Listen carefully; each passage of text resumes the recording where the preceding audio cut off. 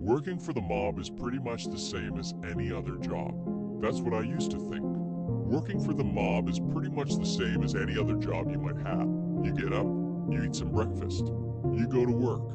On very rare occasions, you hit someone in the mouth. Most days, you're doing work someone who gets paid more than you tells you to do. You do a good job, you move up. You do a bad one, you don't. You do a really bad one, you move down. Me, I do good work. I was the right hand for a guy nicknamed No Red, Wayne. He got the name because he didn't like red, didn't like it on his people, didn't like it on his turf, didn't like it in his books. He was good at keeping the red out, so he was highly trusted and widely respected. A couple months ago, No Red was asked to take over a club up north that was underperforming. We yanked the leashes a few times and got the place on track pretty quick. You've got to keep an eye on things though. It keeps them from backsliding when they know they're being watched. So this one night, we've just closed up and No Red is with the bartenders doing the countouts. I'm shooting the shit with Bobby the door guy when this rough-looking guy walks up. And when I say rough, I mean it. He's skinny and dirty. He's wearing a dingy hoodie with a low-slung cap, and his head is hanging to where I can't see his face well. He's almost walked through his shoes and the bottoms of his pants. I could smell him before I saw him. It was like a washed corpse. "We're closed, guy," Bobby calls out to him. "You can't be on the property." "Sorry," the guy says back. He sounds way more clear-headed than his appearance would suggest. "I'm looking for someone. You call him No Red. Can you send him out?" Now, I've been working with No Red for a while now. I've never seen him keeping company with anyone that could make a coroner put down his fork. So I'm really curious. How do you know No Red? We go way back. Tell him it's Sherman Sandoval. I figure it can't hurt. This guy doesn't seem that dangerous. So I tell Bobby to keep an eye on him and go to head inside. When I unlocked the door, the guy took a half step forward, but so did Bobby, and he backed up again. "Hey, No Red," I call out. "There's a guy outside asking for you." "What does he want?" No Red called back. I come into the main area, and No Red is sitting at the bar with the bartenders, the waitresses, and the three door guys we had inside for the night. Staff usually has to wait around for tip-outs to make sure no one is up to anything. No Red is good at sniffing out when folks are trying to skim, so you can't leave until he clears you. He didn't say, but he asked for you by name. Said his name was Sherman Sandoval. Soon as I said that, No Red gives me this look. It's the same one people wear when you tell them a loved one passed away after fighting with an illness for a while. It was unnerving. He suddenly starts counting the money faster than I've ever seen. Seriously? He was counting it like a machine in a casino. Tell him I need a few. Gotta count up the staff. You okay? I ask him. Just go, Lenny. Tell him. Now. He's got a voice on, so I go. Outside, the guy is still right where he was when I went in. He said he needs a few. He's got to count out the staff. I tell him. He nods a little and says nothing. That's when I notice he's starting to look tense. It's not obvious, but you notice little things. He's leaned forward a little, like he wants to move. His breathing is a little more audible. Little things. After a minute, the waitresses and the bartenders are leaving, so I head back inside. The door guys are standing around like a pack of smacked asses. No Red is at the bar pacing. He's finishing up a call when he sees me. He waves me over, then turns to the guys. "All right, fellas, we got a problem, and I gotta explain it first. So clean the shit out of your ears, because we don't have time for me to say any of this twice. That man outside isn't a man. Not anymore. That thing outside is a ghoul." Now, I'm a bit of a horror movie buff, so I laugh. He said it so seriously that I couldn't help myself.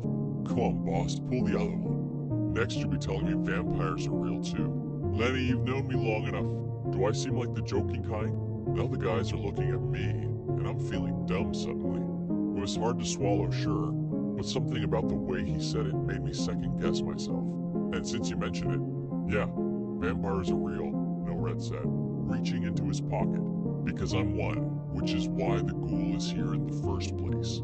I killed him a few years ago, and now he's here to return the favor. Don't vampires make ghouls as slaves? Like in the movies? One of the guys chimes in. If it worked like that, you think I'd be paying you chuckleheads? No, those things happen if a vampire gets greedy. No Red said as he pulled a fat roll of bills out of his pocket and slammed it on the bar. Now, I got a few grand here. You guys can't kill that thing, but if you can get it into the walk-in, you can split this. It's 16 grand. Now the guys are eyeing that roll like it's a key of coke at a porn star's wedding. How much more will you pay us to kill him? Another guy asks. You can't. Don't bother. Just get him into the walk-in, and for fuck's sake, He stops when we hear a boom from the front doors. And when I say from the front doors, I mean it's the actual fucking doors. Those doors are basically two 1-inch thick slabs of steel. Right after we took over, we got ram raided. So No Red had these heavy security doors installed to make sure it never happened again. There's a second boom and a squeak. I jog back over to look and watch them buckle a little. Then another boom and they almost give. I can't believe that skinny, sickly-looking guy is the one doing that. He had to have gotten a car or something. The doors buckle again and explode inward. Before I can react, Bobby comes flying at me. He hits me like a sack of potatoes and lays me out. Now Sherman in the doorway. His hood is off, he's lost his hat, and it's now clear why he was wearing them both. Half his face is missing. I can see his teeth through his cheeks and his nose and eyes are gone. He looks at me for a second. At least that's what it felt like. Then he breaks into a run. When you come into the club, you have to go down a hallway, then turn left into the main section, where you have some seating in the dance floor. The bar is at the far side, and the walk-in is right next to that. When Sherman rounds the corner, one of the guys is waiting with a bar stool and catches him full force in the face. He stumbles a few steps and then drops to his knees. The guy with the stool hits him again and knocks him flat. Now things are looking good. A couple of the guys grab the ghoul by the legs and start to drag him to the walk-in. I'm rolling Bobby over so I can help when I notice something that stops me dead. Bobby's neck was crushed. It looked like the elbow of a bendy straw. I could still see the grooves where Sherman's fingers had crushed it like a cheap soda can. It was dawning on me how deeply screwed we were. I turned to look as Sherman sits up and grabs the guys dragging him by the arms and snaps them. The guy with the stool tries to hit him again, but Sherman is ready this time and snatches it out of his hands. He swings back at the guy without getting up and hits the side of his knees. They just give way. It sounds like fresh celery. Then he flings the stool full force at No Red, who is trying to run past him.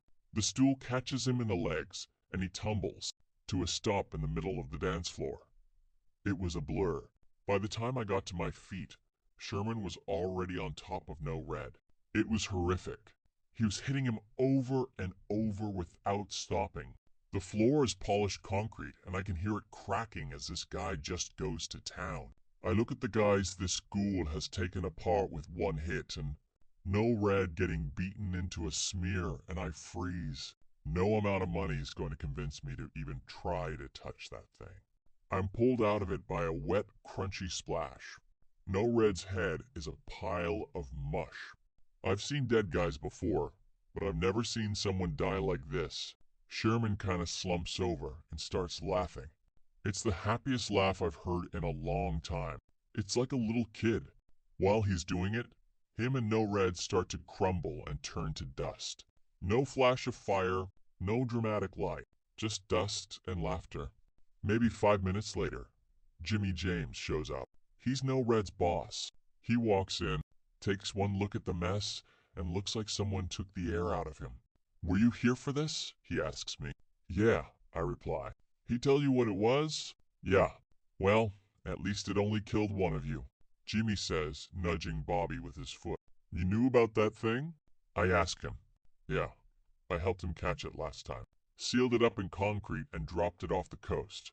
I guess we should have dropped it further out." He laughed. He actually laughed. "This shit ain't funny." "Nah, it's a little funny. I told that dumbass he needed to eat more and in smaller amounts. Then he wouldn't have fucked around and made that thing." Jimmy turned with a sharp whistle, and a couple guys jogged in. He pointed to the injured doorman and Bobby's body. and the guys grabbed them without a word. Jimmy walked over to the bar and grabbed the roll of cash No Red had left there. He walked back and put it in my pocket. Now keep your mouth shut and enjoy your promotion. My brother would have wanted you to have it. Now go home and get some rest. I stared at him. I didn't know you and No Red were brothers. Tonight's just full of revelations, ain't it? Now go home. I got sweeping to do and you got a club to run. So I went home. I ate my dinner. I went to bed. I didn't ask any questions. Just like a normal day. Even if it wasn't.